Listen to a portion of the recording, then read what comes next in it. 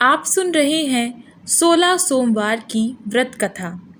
एक बार भगवान शिव जी पार्वती जी के साथ भ्रमण करते हुए मृत्युलोक की अमरावती नगरी में पहुँचे। उस नगर के राजा ने भगवान शिव का एक विशाल मंदिर बनवा रखा था। शिव और पार्वती उस मंदिर में रहने लगे। एक दिन पार्वती ने शिव भगवान से कहा, हे प्राणनाथ, आज मेरी चोरस खेलने की इच्छा हो रही है। पार्वती की इच्छा जानकर शिव पार्वती के साथ चोरस खेलने बैठ गए। खेल प्रारंभ होते ही उस मंदिर का पुजारी वहां आ गया। माता पार्वती ने पुजारी से पूछा कि हे पुजारी, यह बताएं कि इस बाजी में किसकी जीत होगी। तो ब्राह्मण ने कहा कि महादेव जी की, परंतु चोरस में शिव जी की पराजय हुई और माता पार्वती जीत गई। तब ब्राह्मण को उन्होंने झूठ बोलने के अपराध में कोढ़ी होने का श्राप दिया। शिव और पार्वती उस मंदिर से कैलाश पर्वत लौट गए। पार्वती जी के श्राप के कारण पुजारी कोढ़ी हो गया। नगर के स्त्री पुरुष उस पुजारी की परछाई से भी दूर रहने लगे। कुछ लोगों ने राजा से पुजारी की कोढ़ी हो जाने की शिकायत की, तो राजा ने किसी पाप के कारण पुजारी के कोढ़ी हो जाने का विचार कर उसे मंदिर से निकलवा दिया। उसकी जगह दूसरे ब्राह्मण को पुजारी बना दिया गया। कोढ़ी पुजारी मंदिर के बाहर बैठकर भिक्षा मांगने लगा। कई दिनों के पश्चात स्वर्गलोक की कुछ अप्सराएं उस मंदिर में पधारी और उसे देखकर कारण पूछा। पुजारी ने निसंकोच कहा कि उन्हें भगवान शिव जी और पार्वती जी के चोरस खेलने और पार्वती जी के श्राप देने की सारी कहानी सुनाने लगे। तब अप्सराओं ने पुजारी से 16 सोमवार का विधिवत व्रत रखने के लिए कहा। पुजारी द्वारा पूजन विधि पूछने पर अप्सराओं ने कहा, सोमवार के दिन सूर्य उदय से पहले उठकर स्नान आदि से निर्वित होकर स्वच्छ वस्त्र पहनकर आधा सेर गेहूं का आटा लेकर उसके 3 अंग बनाना, फिर घी का दीपक जलाकर गुड़, नैवेद्य, बेलपत्र, चंदन, अक्षत, फूल, जनेऊ का जोड़ा लेकर प्रदोष काल में भगवान शिव जी की पूजा अर्चना करना। पूजा के बाद 3 अंगों में से एक अंग भगवान शिव जी को अर्पण करके एक आप ग्रहण करें। शेष 2 अंगों को भगवान का प्रसाद मानकर वहां उपस्थित स्त्री पुरुषों और बच्चों को बांट दें। इस तरह व्रत करते हुए जब 16 सोमवार बीत जाएं, तो 17वें सोमवार को 1 पाव आटे की बाटी बनाकर उसमें घी और गुड़ मिलाकर चूरमा बनाना। फिर भगवान शिव जी को भोग लगाकर वहां उपस्थित स्त्री पुरुषों और बच्चों को प्रसाद बांट देना। इसी तरह 16 सोमवार व्रत करने और व्रत कथा सुनने से भगवान शिव तुम्हारे कोढ़ को नष्ट करके तुम्हारी सभी मनोकामनाएं पूरी कर देंगे। इतना कहकर अप्सराएं स्वर्गलोक को चली गई।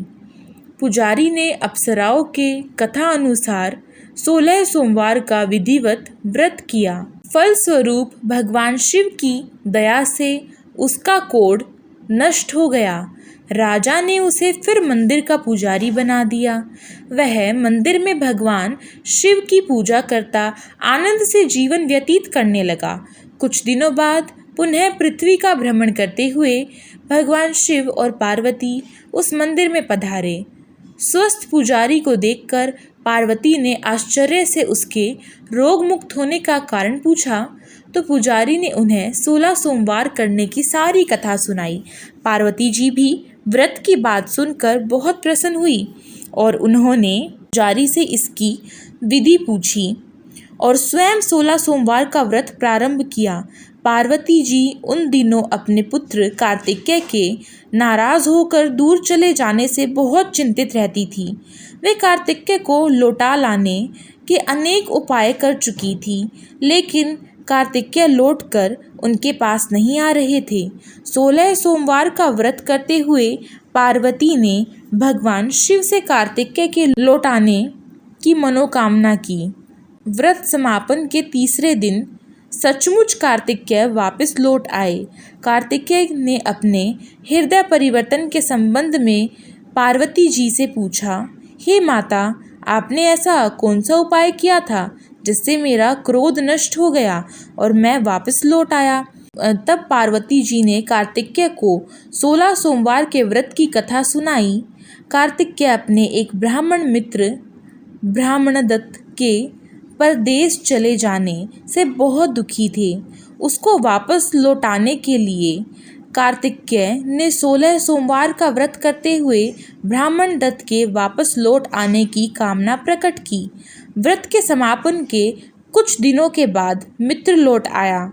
ब्राह्मण ने कार्तिकेय से कहा, प्रिय मित्र, तुमने ऐसा कौन सा उपाय किया जिससे परदेश से मेरे विचार एकदम परिवर्तित हो गए और मैं तुम्हारा श्रवण करते हुए लौट आया? कार्तिकेय ने अपने मित्र को भी 16 सोमवार के व्रत की कथा विधि सुनाई। ब्राह्मण मित्र व्रत के बारे में सुनकर बहुत खुश हुआ। उसने भी व्रत किया। 16 सोमवार व्रत का समापन करने के बाद ब्राह्मण दत्त विदेश यात्रा पर निकला। वहाँ नगर के राजा हर्षवर्धन की बेटी राजकुमारी गुंजन का स्वयंवर हो रहा था। वहाँ के राजा ने प्रतिज्ञा की थी कि एक हथनी यह माला जिसके गले में डालेगी वह अपने पुत्र का विवाह उसी से करेगा। ब्राह्मण भी उत्सुकतावश महल में चला गया। वहाँ कई राज्यों के राजकुमार बैठे थे। तभी एक सजी धजी हथनी सूंड में जयमाला लिए वहाँ आई। हथनी ने ब्राह्मण के गले में जयमाला डाल दी। फलस्वरूप राजकुमारी का विवाह ब्राह्मण से हो गया। एक दिन उसकी पत्नी ने पूछा, हे प्राणनाथ, आपने कौन सा शुभ कार्य किया था जो उस हथनी ने राजकुमारों को छोड़कर आपके गले में जयमाला डाली? ब्राह्मण ने 16 सोमवार व्रत की विधि बताई। अपने पति से 16 सोमवार का महत्व जानकर राजकुमारी ने पुत्र की इच्छा से 16 सोमवार का व्रत किया।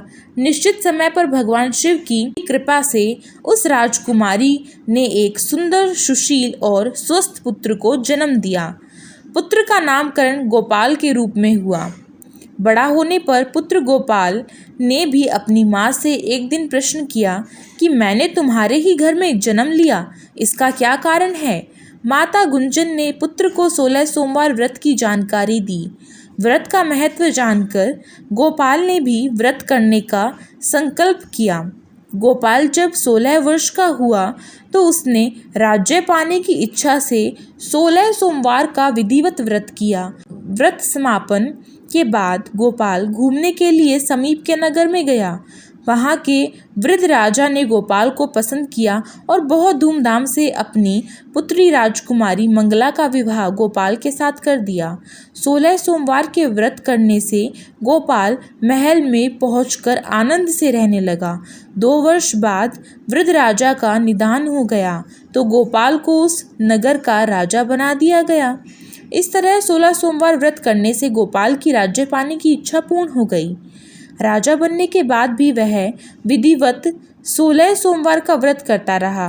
व्रत के समापन पर 17वें सोमवार को गोपाल ने अपनी पत्नी मंगला से कहा कि व्रत की सारी सामग्री लेकर वह समीप के शिव मंदिर में पहुँचे। पति की आज्ञा का उल्लंघन करके सेवकों द्वारा पूजा की सामग्री मंदिर में भेज दी। स्वयं मंदिर नहीं गई।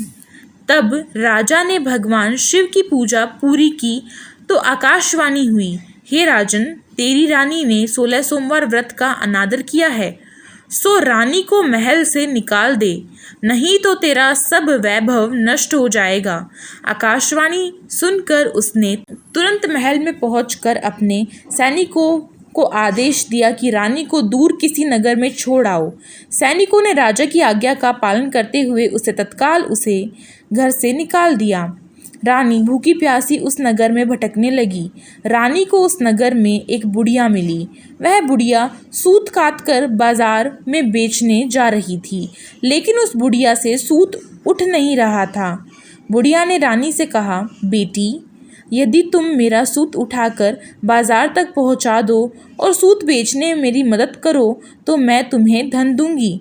रानी ने बुढ़िया की बात मान ली, लेकिन जैसे ही रानी ने सूत की गठरी को हाथ लगाया तभी जोर की आंधी चली और गठरी खुल जाने से सारा सूत आंधी में उड़ गया। बुढ़िया ने उसे फटकार कर भगा दिया। रानी चलते चलते नगर में एक तेली के घर पहुंची। उस तेली ने तरस खाकर रानी को घर में रहने के लिए जगह दी, लेकिन तभी भगवान शिव के प्रकोप से तेली के तेल से भरे मटके एक एक करके फूटने लगे। तेली ने भी उसे भगा दिया। भूख प्यास से व्याकुल रानी वहां से आगे की ओर चल पड़ी। रानी ने एक नदी पर जल पीकर अपनी प्यास शांत करनी चाही तो नदी का सारा जल उसके स्पर्श होते ही सूख गया। अपने भाग्य को कोसती हुई रानी आगे चल दी। चलते चलते रानी एक जंगल में पहुंची। उस जंगल में एक तालाब था, उसमें निर्मल जल भरा हुआ था। निर्मल जल देखकर रानी की प्यास तेज हो गई।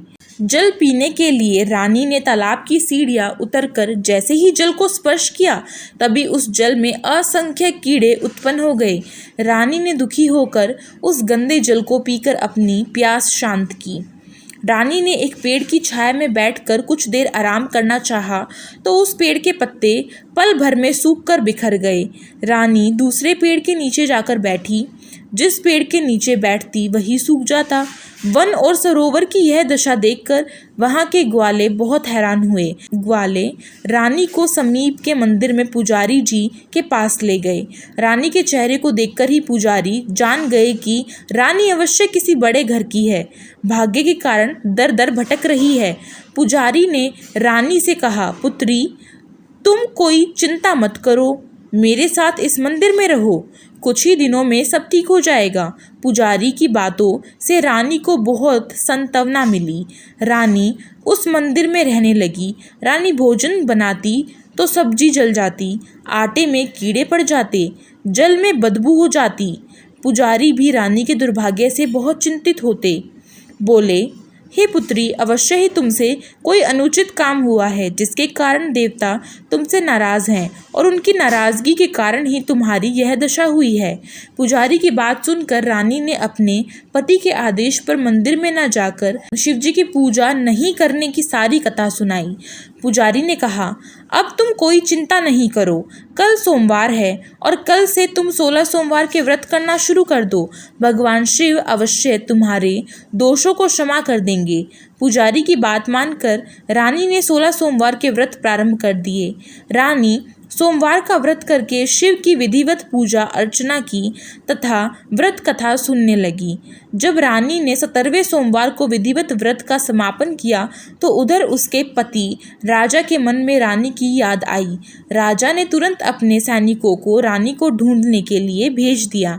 रानी को ढूंढते हुए सैनिक मंदिर में पहुंचे और रानी से लौटकर चलने के लिए कहा।